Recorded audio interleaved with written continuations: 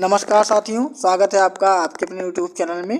दोस्तों, डीएलएड चतुर्थ सेमेस्टर के षष्ठम प्रश्न पत्र हिंदी का वस्तुनिष्ठ प्रश्न को हल करने वाले हैं हम लोग। पहला प्रश्न है, पुरस्कार कहानी के लेखक हैं। तो पुरस्कार कहानी के लेखक जयशंकर प्रसाद जी हैं। अगला प्रश्न है, प्रकृति के सुकुमार कवि किसे कहा जाता है। तो प्रकृति के सुकुमार कवि हैं सुमित्रा नंदन पंत जी। अगला प्रश्न है, अनुसार एवं विसर्ग कहलाते हैं। तो अनुसार एवं विसर्ग अयोग वाह कहलाते हैं। हलंत व वर्ण कहलाते हैं। तो हलंत वर्ण स्वर सहित व्यंजन को कहते हैं। अनुच्छेद लेखन की शैलियाँ कितनी हैं। तो भावात्मक शैली, समाज शैली, व्यंग्य शैली। तो उपयुक्त सभी हैं, इसका राइट आंसर। अगला प्रश्न है, मैं सुमन हूँ कविता के रचयिता कौन है। तो मैं सुमन हूँ कविता के रचयिता द्वारिका प्रसाद महेश्वरी जी हैं। अगला प्रश्न है, वर्तनी की दृष्टि से अशुद्ध शब्द है। तो पूजनीय। अगला प्रश्न है, वाक्य का गुण नहीं है।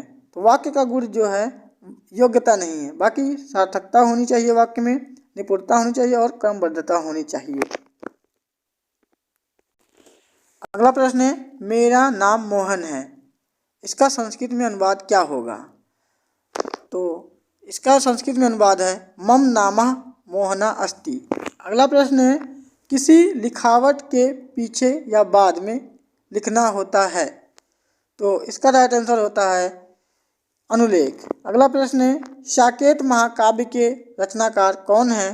तो साकेत महाकाव्य के रचनाकार हैं मैथिली शरण गुप्त। बी आंसर सही है। अगला प्रश्न है, उच्चारण के समय ध्वनियों के समुचित आरोह अवरोह को कहते हैं। तो इसका आंसर है स्वराघात। अगला प्रश्न है, अनुसार के बाद यदि पा वर्ग का व्यंजन आता है तो अनुस्वार का उच्चारण होता है क्या। तो इसका राइट आंसर है माँ। अगला प्रश्न है, आवारा मसीहा के लेखक कौन है। तो इसका राइट आंसर है विष्णु प्रभाकर आ। अगला प्रश्न है, काव्य की आत्मा है। तो इसका राइट आंसर है रस। काव्य की आत्मा रस को कहा जाता है। अगला प्रश्न है, जमीन पक गई है काव्य संग्रह है किसकी। तो इसका राइट आंसर है केदारनाथ सिंह का। अगला प्रश्न है, देवेंद्र शब्द के संधि है। तो इसका राइट आंसर है गुण संधि। अगला प्रश्न है, तुम अपने कार्य में सफल रहो, इस वाक्य में कौन सा वाक्य है। तो इसका राइट आंसर है इच्छावाचक। अगला प्रश्न है, स्वच्छ शब्द का अर्थ है। तो स्वच्छ शब्द का अर्थ है सुंदरांग। अगला प्रश्न है, सुंदरता शब्द में संज्ञा है। तो सुंदरता शब्द में भाववाचक संज्ञा है। अगला प्रश्न है, सूर्योदय में कौन सी संधि है। तो सूर्योदय में गुण संधि है। अगला प्रश्न, कौन सा शब्द अव्ययी भाव समास का उदाहरण है। तो इसका राइट आंसर है प्रत्येक। बी ऑप्शन है। अगला प्रश्न है, अशुद्ध शब्द की पहचान कीजिए। तो प्रभु इसका राइट आंसर है। अगला प्रश्न है, शुद्ध वर्तनी वाले शब्द का चयन कीजिए। तो शुद्ध वर्तनी है आशीर्वाद, बाकी सब गलत हैं। अगला प्रश्न, मेघदूत किस रचनाकार की कृति है।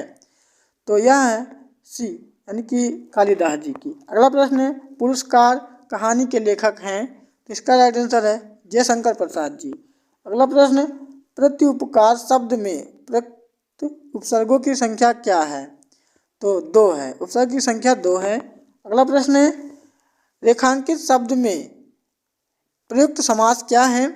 तो रेखांकित शब्द में तत्पुरुष समास है। अगला प्रश्न है, शताब्दी एक्सप्रेस के समय पहुंचने की संभावना है। तो वाक्य किस प्रकार की वाक्य है। तो ये है संदेहवाचक वाक्य। अगला प्रश्न है, शुद्ध वर्तनी वाले शब्द का चयन कीजिए। शुद्ध वर्तनी जो है लिखा हुआ है उपरयुक्त। बा आंसर सही है। अगला प्रश्न है, सुगम शब्द का विलोम। तो सुगम शब्द का विलोम है दुर्गम। सा आंसर सही है। अगला प्रश्न है, रविंद्र शब्द में संधि है। तो इसका आंसर बा है दीर्घ संधि। अगला प्रश्न, जयशंकर प्रसाद की रचना है। तो जयशंकर प्रसाद की रचना कामायनी है। आ आंसर सही है। अगला प्रश्न, दुर्बल को न सताइए जाकी मोटी है, मतलब उपयुक्त पंक्ति के रचनाकार कौन है।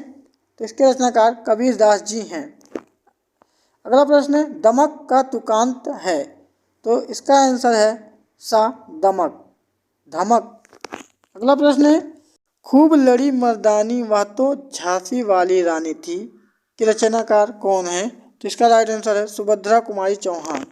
अगला प्रश्न, उक्त कथन किसका है? उच्चारण में तनिक सा दोष आ जाने पर अर्थ का अनर्थ में परिवर्तित हो जाता है। तो इसका राइट आंसर है द पाणिनि। अगला प्रश्न, संस्कृत लेखन का दोष क्या है? तो संस्कृत लेखन के निम्न दोष हैं, देख लीजिए।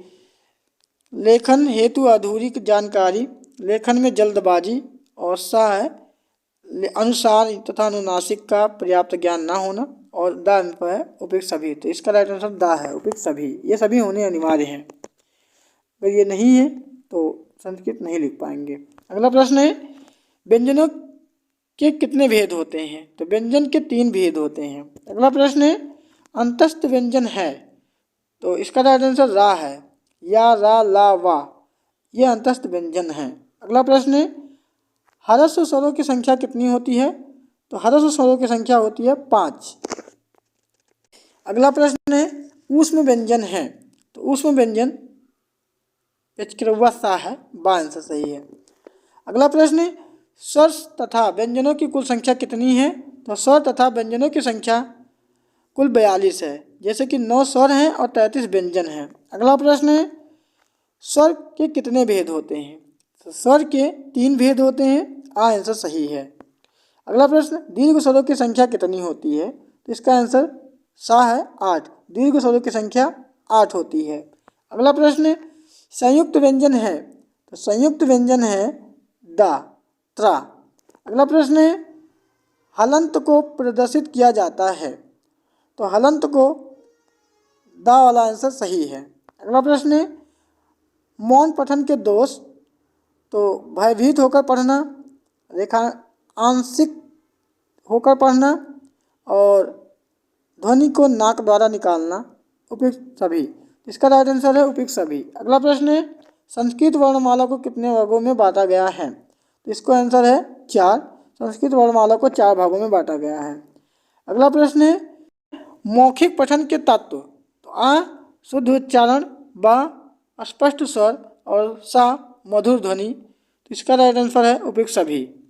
अगला प्रश्न है, किसी भाषा को सीखने का महत्वपूर्ण साधन है? तो समाचार पत्र, आंसर सही है। अगला प्रश्न है, कबीर की प्रमुख रचनाएं हैं? तो कबीर की प्रमुख रचनाएं हैं साखी। अगला प्रश्न है, ज्ञानाश्रयी शाखा के प्रधान कवि हैं?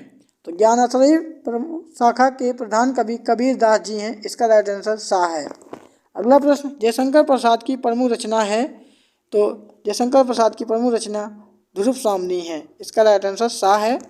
अगला प्रश्न, माहेश्वर गुप्त का खंड काव्य है? तो इसका राइट आंसर पंचवटी है, आंसर सही है। अगला प्रश्न, महादेवी वर्मा की प्रमुख रचना है? तो महादेवी वर्मा की रचना है यामा, सा आंसर सही है। अगला प्रश्न, महावीर प्रसाद द्विवेदी जी ने किस पत्रिका का संपादन किया था?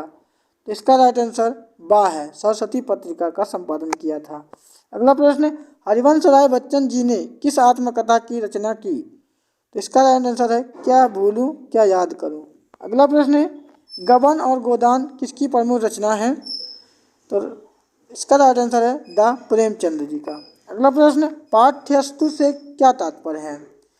तो पहला ऑप्शन है समाचार पत्र, दूसरा पत्रिकाएं, और सा है संदर्भ पुस्तकें। इसका राइट आंसर है उपयुक्त सभी। अगला प्रश्न है, बीजक नामक ग्रंथ किसके संबंधित है? तो इसका राइट आंसर है सा कबीरदास जी। बीजक की रचना कबीरदास जी ने किया था। बीजक में संग्रहित है साखी शब्द रामायणी। अगला प्रश्न है, बिहारी जी सर्वश्रेष्ठ कवि थे तो किस काल के थे? तो इसका राइट आंसर है बा रीत काल के। अगला प्रश्न, जयशंकर प्रसाद जी का स्वर्गवास कब हुआ था? तो जयशंकर प्रसाद जी का स्वर्गवास 1937 में हुआ था। अगला प्रश्न, परमिल काव्य के रचयिता थे? तो परमिल काव्य के रचयिता हैं सूर्यकांत त्रिपाठी निराला जी। अगला प्रश्न है, पंचपात्र के लेखक कौन हैं? तो ऑप्शन सही है, श्री पदुमलाल पुन्नालाल बख्शी जी। अगला प्रश्न है, बीड़ा काव्य की रचना किसने की थी? तो इनका राइट आंसर है आ, सुमित्रानंदन पंत जी की रचना है। अगला प्रश्न, राम नरेश त्रिपाठी का जन्म कब हुआ था? तो इसका राइट आंसर आ है, 1889 ईस्वी में राम नरेश त्रिपाठी का जन्म हुआ था। अगला प्रश्न है, काशी में नागरी प्रचारणी सभा की स्थापना किसने की थी? तो राइट आंसर है शाह श्याम सुंदर दास जी ने। अगला प्रश्न, हिंदी नवजीवन का संपादन किसने किया था? तो राइट आंसर है हरिभाऊ उपाध्याय ने। अगला प्रश्न है, काव्यों महाकाव्यों में सार्वगर्भित वाक्यों को कहते हैं? तो सार्वगर्भित वाक्यों को कहते हैं सूक्ति, और आंसर सही है। दोस्तों, वीडियो को पूरा देखने के लिए आपका बहुत बहुत धन्यवाद। और वीडियो को अभी तक लाइक नहीं किया तो लाइक कर दीजिए, और चैनल पर नए हो तो चैनल को सब्सक्राइब कर लीजिए। मिलते हैं नेक्स्ट वीडियो में।